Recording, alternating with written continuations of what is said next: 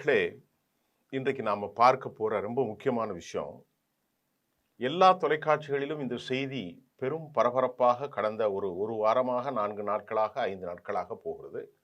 திருப்பரங்குன்றம் கோயில் விவகாரத்த பாரதிய ஜனதா மற்றும் ஹிந்துத்துவ அமைப்புகள் ஒரு பெரிய போராட்ட நிலைக்கு கொண்டு வந்து நாடாளுமன்றத்தில் விவாதிக்கக்கூடிய அளவிற்கு அந்த செய்தி உருவெடுத்திருக்கிறது.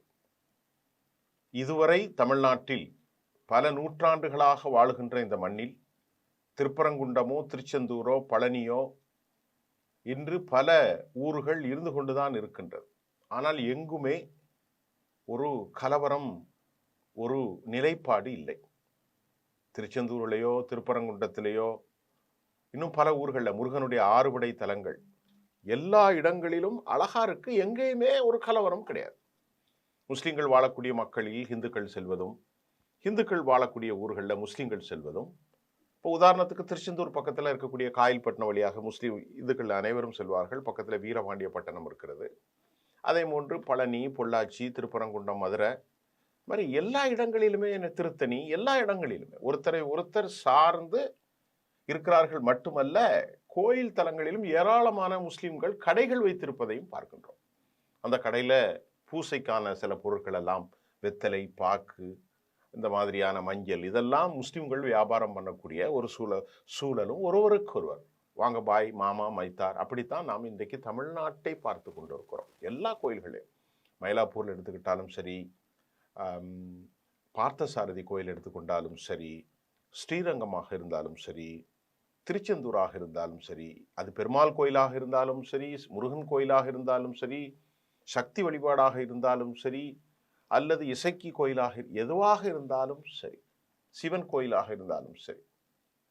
ஆனா இன்றைக்கு இந்த திருப்பரங்குன்றம் கோயில் விவகாரத்தை கொஞ்சம் நல்ல உண்மை தகவல்களை நீங்க பார்த்தா, இதுக்கு பின்னாடி இருக்கிற ஒரு சூட்சமும் அரசியலும் என்ன நிறைய பார்க்கணும்.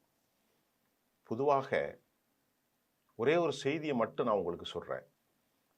திருப்பரங்குன்றம் கோயில்ல இந்த சம்பவத்தை குறித்து பாஜகவினுடைய மாநில தலைவர், முக்குளத்தோர் சமூகத்தை சார்ந்த திரு நயினார் நாகேந்திரன் இன்று காலை பேட்டியில, நீங்க அங்காளியா பங்காளியா வேணா இருக்கலாம், யார் சொல்றா, திமுகவை பற்றி, நாங்கள் இஸ்லாமியர்களோடு மாமன் மைத்துனராகத்தான் நாங்கள் பழகுகிறோம் என்ற கருத்தை அவர் வழியாக வைத்திருக்கிறார்.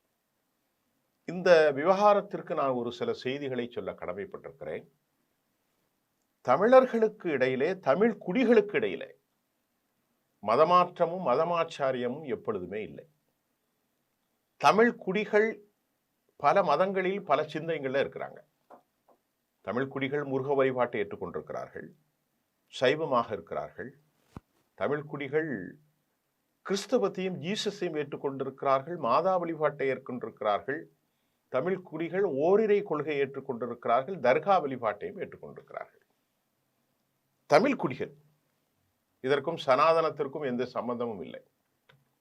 இப்ப அவர் ஏன் மாம மைத்துனர் என்று சொன்னார் என்று சொன்னால், தமிழ்நாட்டில் இருக்கிற பெரும்பான்மை சமூகத்தில் முக்குலத்தோர் சமூகம், அதை போன்று பெரும்பான்மையாக இருக்கக்கூடிய வன்னியர் சமூகம், கவுண்டர் சமூகம், தேவேந்திர குல வேளாளர், நாடார் சமூகம், இந்த மாதிரி முதலியார், நிறைய சமூகங்கள் இருக்கிறது.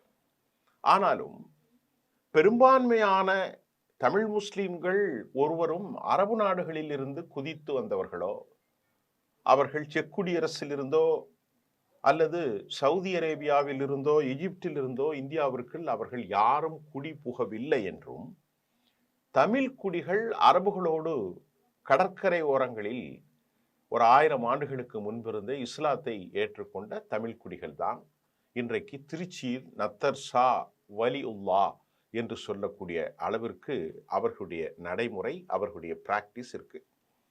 ஏராளமான ராமநாதபுரம் மாவட்டம், மதுரை மாவட்டம், சிவகங்கை மாவட்டம், இப்படி பல பகுதிகளில், தேனி, பெரியகுளம், கம்பம், எல்லா இடங்களிலும், உசிலம்பட்டி, அந்த மாதிரி இடங்கள்ல இருந்து முக்குலத்தோர் சமூகம் இன்றைக்கு இஸ்லாத்தை ஏற்றுக்கொண்டார்கள். ஆகவேதான் இன்றைக்கு பிரமலை கல்லர்கள் ஷியா என்று முஸ்லிம்களை அழைக்கின்றார்கள். அவருடைய கழுத்தில் கருகமணி தாலி கட்டப்படுகிறது. சுன்னத்து கல்யாணம் என்கின்ற விருத்த சேதனமும் அவர்கள் செய்யப்படுகிறார்கள். நல்லா கவனிங்க. சிவகாசி மற்றும் தென்பகுதி, திசையன் விலை, நாகர்கோவில், இந்த மாதிரி இடங்கள்லாம் விஜயநாராயணன், அப்புறமா இந்த மாதிரி திசையன் விலை பக்கத்தில் இருக்கக்கூடிய சில ஊர்கள் எல்லாம் ஏராளமான நாடார் சமூகம் சாதி ஒடுக்குமுறைகளுக்கு அவர்கள் ஆட்பட்டதால் ஒரு அளவிற்கு இஸ்லாத்தை அவர்கள் ஏற்றுக்கொண்டார்கள். ஓரளவிற்கு, பெரிய அளவில் இல்லை, ஓரளவிற்கு. முக்குளத்தோர் ஏராளமாக இஸ்லாத்தை ஏற்றுக்கொண்டார்கள். அதிகமாக ஏற்றுக்கொண்டவர்கள் முதலியார்களும் சைவ பிள்ளைமார்களும். தமிழ்நாட்டுடைய வரலாற்றில் இப்படி எல்லா சமூகமும் இஸ்லாத்துக்குள்ள இருக்கிறார்கள். யாதவர்கள், சிவகங்கை மாவட்டம், இப்படி நிறைய யாதவர்கள் அந்த பக்கத்துல இளையாங்குடி பகுதிகளெல்லாம் இருக்கின்றார்கள். தேவேந்திர குல வேளாளர்கள் குறிப்பாக சில இடங்கள்ல ஏற்றிருக்கிறார்கள். ஆக எல்லா சமூகமும் சேர்ந்த ஒரு கலவை சமூகம். அதே போன்று கடற்கரை ஓரமாக வாழுகின்ற இஸ்லாமிய சமூகம், காயல்பட்டினம், கீழக்கரை, அதே போன்று முத்துப்பேட்டை, நிறைய இடங்கள், அதிராம்பட்டினம், இந்த பட்டணம் என்கின்ற வருகிற இடங்கள்ல அனைத்தும் கடற்கரையோட முஸ்லிம்கள் இஸ்லாத்தை சாறை சாறையாக ஏற்றுக்கொண்டார்கள். அந்த உறவுதான் இன்றைக்கும் பாய் பள்ளிவாசலுக்கு செல்வதும் மந்திரம் மோதுவதும் சகஜமாக நடைபெறுகிறது. ஒரு கலாச்சார பண்டமண்டல் பரிவர்த்தனை. இந்த சூழலை கெடுப்பதற்கு இன்றைக்கு எடுக்கப்பட்ட ஒரு பேராயுதம்தான் திருப்பரங்குன்றம் கோயில். மாநில பாரதிய ஜனதா கட்சி இதை முறையாக கையாள தவறியதே பல சிக்கல் இருப்பதாகவும், தமிழக பாஜகவுக்குள் இது ஒரு பெரும் பதட்டத்தை உருவாக்கி உள்ளதாகவும் இன்று காலை அல்ல, நேற்று இரவு செய்தி ஒன்று வெளியாயிருக்கிறது. இப்ப பாரதிய ஜனதா அதிமுகவோடு பாஜக கூட்டணி இல்லாத போது தமிழ்நாடு பாஜகவுக்கான தலைமையாக அண்ணாமலை தலைமை தாங்கினார். அண்ணாமலை நீக்கப்பட்டு இப்போ நேனார் நாகேந்திரன் இருக்கிறார். அவர்தான் அங்காளி பங்காளி எல்லாம் மாமன் மைத்தன் என்று சொன்னார். இப்போ அண்ணாமலை மீண்டும் தலைமை பெற முயன்று வருகிறார் என்றெல்லாம் சொல்லப்படுகிறது. திருப்பரங்குன்றம் சம்பவத்தை தனக்கு சாதகமாக அவர் பயன்படுத்த முயற்சி எடுக்கிறார் என்றும் செய்திகள் நேற்று வெளியானது. கடந்த வெள்ளிக்கிழமை நீண்ட நாட்களுக்கு முன்பு பாஜக அலுவலகத்திற்கு ஊடகங்கள்கிட்ட சென்று ஊடகங்கள்ல அவர் பேசுகிற போது அண்ணாமலை இவ்வாறு சொன்னார். திருப்பரங்குன்றம் மலை முழுவதும் இந்துக்களுக்குத்தான் சொந்தம். சிக்கந்தர் தர்கா மட்டுமல்லாமல் நெல்லித்தோப்பு தர்காவுக்கு செல்லும் பாதை ஆகிய 3 இடங்கள்ல மட்டும்தான் தர்கா நிர்வாகத்திற்கு சொந்தமானது. இதைத்தான் 2014-17 ஆண்டுகளில் வெளியான தீர்ப்புகளை திமுக அமைச்சர் ரகுபதி திரித்து பேசுவதாக அவர் சொன்னார். தர்காவில் இருந்து 50 மீட்டர் இருக்கக்கூடிய அந்த தீபத்தூணில் தான் தீபம் ஏற்ற வேண்ட கோரிக்கை கூறப்பட்டிருக்கிறது. நம்ம எல்லாருக்கும் தெரிஞ்சதான். தீபத்தூணில் 1ஆம் தேதி ராம ரவிக்குமார் கோர்ட்டுக்கு சென்று மதுரை கிளை நீதிமன்றத்தில் தீபத்தூணிடம் நாங்கள் தீர்ப்பை ஏற்றணும், எங்களுக்கு தீர்ப்பு வேணும் என்று கேட்டார். அப்போது நியாயப்படி பார்த்தால் தங்களுக்கு ஆட்சேபனை இருந்தாலும் தர்கா தீர்ப்பை எதிர்த்து அவர்கள் முறையீடு செய்திருக்க வேண்டும். அந்த தீர்ப்பை எதிர்த்து மேல்முறையீடு செய்திருக்க வேண்டும். தர்காவுக்கு பக்கத்தில் இருக்கும் தூணில் விளக்கேற்றினால் எங்கள் மனம் புண்படும் என அவர்கள் தான் தீபத்தூணில் தீபம் ஏற்ற எதிர்ப்பு கூறியிருக்க வேண்டும். ஆனா கோயில் சொத்துக்களை பாதுகாக்க வேண்டிய கோயில் செயல் அலுவலர் மேல்முறையீடு செய்தார். திமுக அரசு அழுத்தத்தின் காரணமாகவே மேல்முறையீடு செய்திருக்கிறார். இதெல்லாம் பாஜக தரப்புல வைக்கிறது. முஸ்லிம்கள் எதுவும் செய்யல. சிக்கந்தர் தர்கா இருப்பதால் சிக்கந்தர் மலை என திமுக அரசு பெயரிட்டு ரசிக்கிறது. இந்துக்களுடைய மனசை அவங்க புண்பட செய்கிறார்கள் அப்படின்னு சொல்லிட்டு மட்டும் இல்லாம ராமநாதபுரம் எம்பி ஷானவா, அதாவது அவர் பேர் என்னது, அங்க போய் சிக்கன் பிரியாணி எல்லாம் சாப்பிடுறாரு. இது திமுக அரசும் கோயில் செலவு அலுவலரும் எங்கே போயிருந்தார்கள் என்றெல்லாம் அண்ணாமலை பேசி ஒரு பதட்டத்தை ஏற்படுத்தி இருக்கிறார். இதற்கு காரணம் அண்ணாமலைக்கு அமித்ஷாவை சந்தித்து வந்த பிறகு கடுமையான டோஸ் விழுந்தது. அதற்கு பிறகு அவருடைய நிலையில இப்ப சிக்கந்தர் மலையை அவர் கையில் எடுத்துட்டார். அதை நான் இப்ப சொல்லிட்டேன். அதுக்கு பிறகு இப்ப அண்ணாமலைக்கு கட்சியில மீண்டும் முக்கியத்துவம் தர டெல்லி முடிவு செய்துள்ளதாகவும் கூறப்படுகிறது. ஏன் அண்ணாமலைக்கு மீண்டும் முக்கியத்துவம் கொடுத்திருக்கிறாங்கன்னா, அமித்ஷா சில அசைன்மெண்ட் அவர் கையில கொடுத்ததாகவும், நெய்னா நாகேந்திரனுடைய பெரிய போராட்டத்துக்கு தலைமை தாங்கி அவர் கடுமையான நடவடிக்கை எடுத்திருந்தால் பாஜக மாநில அளவில் பெரிய அளவில் தனது பலத்தை வெளிப்படுத்தி இருக்கும் என அண்ணாமலை ஆதரவாளர்கள் அவருக்கு எதிராக வாதாடுகிறார்கள். இது பொதுமக்களுடைய கவனத்தை ஈர்க்க கிடைத்த பெரிய வாய்ப்பு. ஆனால் பாஜக அந்த வாய்ப்பை பின்னடைவை ஏற்படுத்தி இருக்கிறது என்றும் அண்ணாமலை தரப்பில் சொல்லப்படுகிறது. ராமரவிக்குமார் குழுமும் இதே விமர்சனத்தை பிஜேபிக்கு எதிராக வைக்கிறார்கள். பாரதிய ஜனதா அண்ணாமலை விவகாரத்தை ரொம்ப பலகீனமாக கையாண்டிருக்கிறது. தமிழ்நாட்டில் தொண்டர்களிடையே ஒரு குழப்பத்தை ஏற்படுத்தி இருக்கிறது என்றும் சொல்லப்படுகிறது. இதில் அண்ணாமலையுடைய கருத்துக்களை தீவிரமாக எடுத்துக்கொண்டதன் தெளிவான அறிகுறியாக இது பார்க்கப்படுகிறது. இப்போ அண்ணாமலை ரொம்ப நாளைக்கு அப்புறம் டெல்லிக்கு வந்தார். டெல்லியிலிருந்து வந்து கமலாலயத்தில் செய்திகளை சந்தித்தார். இதெல்லாம் போய்கிட்டு இருக்கு. இப்போ தமிழிசை சவுந்தரராஜனும் அவர்களும் கூட சேர்ந்து தான் இந்த மாற்றத்தை கொண்டு வந்தார்கள். இது கட்சியில் ஏற்படுகிற ஒரு மாற்றத்திற்கான அறிகுறி என்று சொல்லப்படுகிறது. இதுக்கு இடையில இந்த திருப்பரங்குன்ற விவகாரத்தில் பாஜகவை தாண்டி நடிகர் விஜய் வந்து எந்த விதமான ஒரு அறிக்கை விடாமல் இருப்பது முஸ்லிம் வாக்காளர்களில் அவருக்கு ஒரு 15% வாக்குகள் கிடைக்கும் என்றும் கூறியிருந்த போதும் தீபத்தூண் விவகாரத்தில் தமிழ்நாடு முழுவதும் ஒரு பேசும் பொருளாக ஆன பிறகும் கூட தீபத்தூணில குறித்து நடிகர் விஜய் எந்த முடிவும் எடுக்காமல் அவர் அமைதியாக இருந்தார். அது மட்டும் இல்லாம தமிழ்நாடு அரசு உயர் நீதிமன்ற உத்தரவை எதிர்த்து உச்ச நீதிமன்றம் சென்றிருக்கிறது. இதெல்லாம் வந்து முஸ்லிம் வாக்காளர்களை வந்து பெரிதும் கவர்ந்திருப்பதாகவும் திமுக கூட்டணி கட்சிகளும் இந்த திருப்பரங்குன்ற விவகாரத்தில் ஒரே நிலையில் இருக்கிறது என்றும் அதிமுக பாஜகவுக்கு ஆதரவு கொடுக்கப்பட்டுள்ளது. ஆனால் விஜய் எந்த கருத்தையும் சொல்லாமல் இருப்பது இஸ்லாமியர்கள் மத்தியில ஒரு பெரிய அதிருப்தியை ஏற்படுத்தியிருக்கிறதாக என்னுடைய நெருங்கிய நண்பர் மணி அவர்களும் கூட ஒரு பேட்டியில சொன்னதையும் நான் உங்களுக்கு இப்போ சொல்ல கடமைப்பட்டிருக்கிறேன். அதே சமயம் விஜயை பற்றி சொல்கின்ற போது வெளியில் வராத ஒரு தலைவரை வைத்துக்கொண்டு எப்படி தேர்தலை சந்திக்க முடியும், அவருக்கு ஆதரவாளர்கள் இருந்தாலும் அதனை வாக்காக பூத்திற்கு கொண்டு வர வேண்டும் என்றெல்லாம் அவருடைய கருத்தை அவர் வைத்துக் கொண்டிருக்கிறார். அது ஒரு பக்கம் இருந்தாலும் இன்றைய விவகாரத்தில் திருப்பரங்குன்றம் விவகாரம் நாம் தெரிந்த அளவிற்கு மக்களிடத்திலே எந்த விதமான ஒரு பெரும் விவகாரத்தையும் ஏற்படுத்தவில்லை. இப்போ சிறுபான்மை மக்களுடைய வாக்குகள் விஜய் பக்கம் செல்லுமா என்று கேட்டால் சிறுபான்மை மக்களுடைய இருப்புக்கு விஜய் வந்து உடனே வந்து ஒரு கண்டனத்தை தெரிவித்திருக்க வேண்டும். ஆனால் விஜய் அந்த கண்டனத்தை தெரிவித்திருக்காத வரை இதுவரை அமைதி காத்திருப்பது அவருக்கு ஒரு பெரும் சிக்கல் என்றும் சொல்லப்படுகிறது.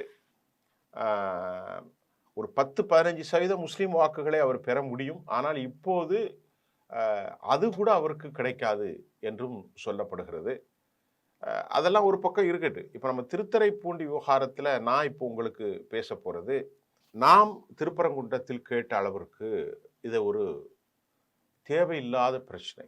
1920, 1930, 1996, 2014, 17 இந்த தீர்ப்புகள் அனைத்தும் அது இருக்கிற இடத்திலே அப்படி இருக்கலாம், எந்த பிரச்சனையும் இல்லை என்று சொன்னது மக்களுக்கு ஒன்றும் பிரச்சனை இல்லை.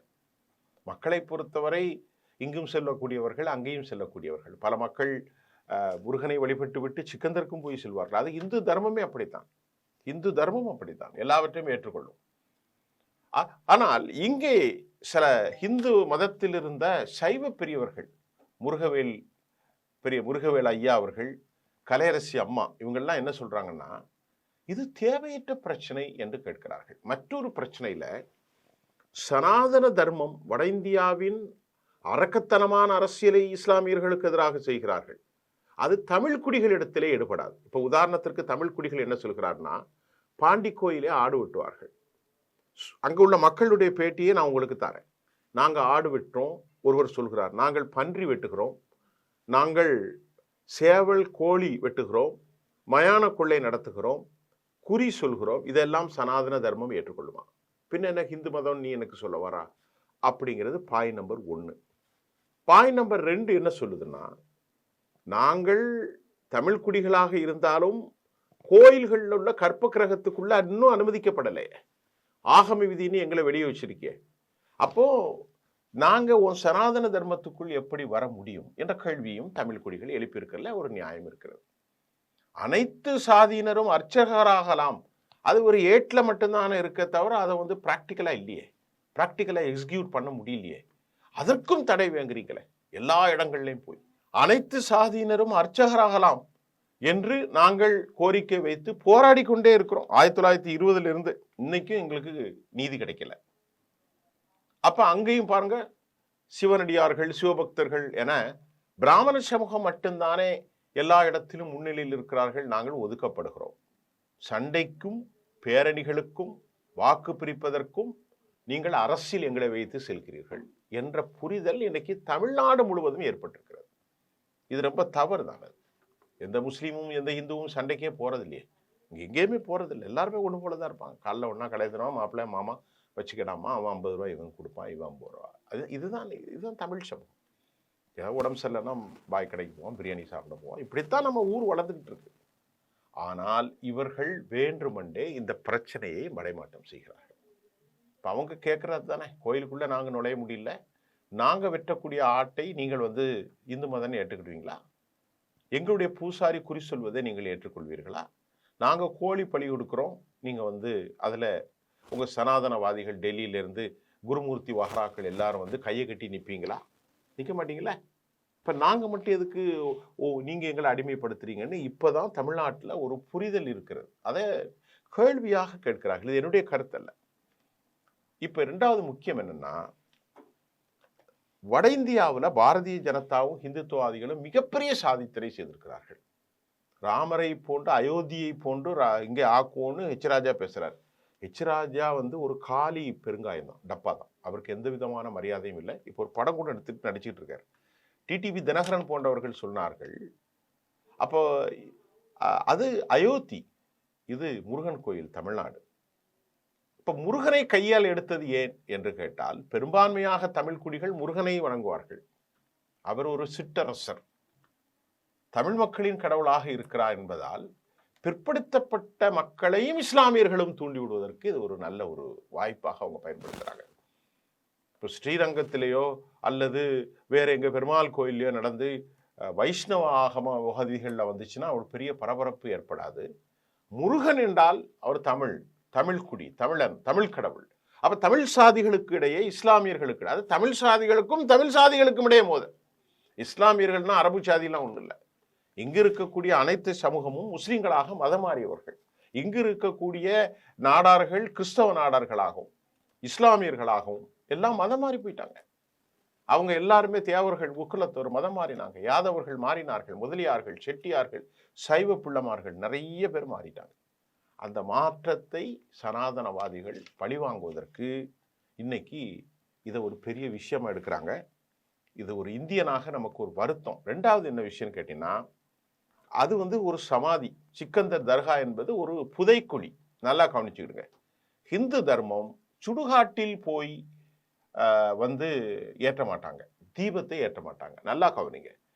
இஸ்லாமியர்களில் ஒரு பிரிவினர் இறந்த சமாதிகளை அவர்கள் தர்கா வழிபாடு என்று நடத்துகிறார்கள். பெரும்பான்மையான இஸ்லாமியர்கள் அதில் மாற்று கருத்து இருக்கிறது. ஆனால் இஸ்லாமியர்கள் என்ன நினைக்கிறார்கள், ஆனால் இவர்கள் வேண்டுமென்றே முஸ்லிம்கள் என்று டார்கெட் பண்ணுவதனால இந்த அமைப்புகள்லாம் இது தப்பு அப்படின்னு சொல்றாங்களே தவிர, மற்றபடி இந்த இடத்தில் ஒரு சமாதி இருக்கிற இடத்தில் ஜோதியை ஏற்படுத்தலாமா? ஒரு ஊர்ல ஒருத்தன் இறந்து போயிட்டாலே சுவாமிக்கு நடைய சாத்தக்கூடிய பழக்கம் தான் இருக்கு. நல்லா கவனிங்க. இந்து அனுஷ்டானத்துல மரணித்தால் அந்த சாமிக்கு பூசை கிடையாது. ஆனால் எந்த இடத்தில் மரண புதைக்குழி அடக்கம் செய்யப்பட்ட தர்கா இருக்கிறதோ அதிலிருந்து 50 மீட்டருக்கு ஒரு கல், அந்த கல்ல ஆவணப்படுத்தப்பட்ட அரசினுடைய ஏடுகளிலே அது ஒரு அடைமொழிக்கல், அது ஒரு எல்லைக்கல், அது அளந்து இந்த இடத்தில் தான் இருக்கிறது என சர்வே பண்ணியிருக்கிற கல்ல அதை வந்து தீபத்தூண் என்று சொல்வது எப்படி? இது ஒரு ஜோதி புஷ்பம் என்பது இதுதான் ஒரு கேள்வி. ராமரவிக்குமார் ஒரு சாதாரண நண்பர், எனக்கும் அவன் நண்பர் தான், எனக்கு ரொம்ப நெருங்கிய நண்பர் ராமரவிக்குமார். நாங்கள் ரொம்ப நேரம் பேசுவோம். எனக்கு ரொம்ப என்னுடைய ரூமெல்லாம் வந்து வந்திருக்கிறார், வந்து பேசியிருக்கிறார். அவருக்கு இன்றைக்கு ஒரு பார்லிமெண்ட் அளவில் ஒரு அடையாளம் கிடைத்திருக்கிறது. ஒரு சாமானியனாக நாம் பார்க்கிறது, தமிழ்நாட்டு அரசியல்ல இது ஒரு தேவையற்ற விவகாரம். இது எந்த விதத்திலும் இந்துத்துவ சக்திகளுக்கு அது ஒரு பெரும் லாபத்தை கட்டமைக்காது.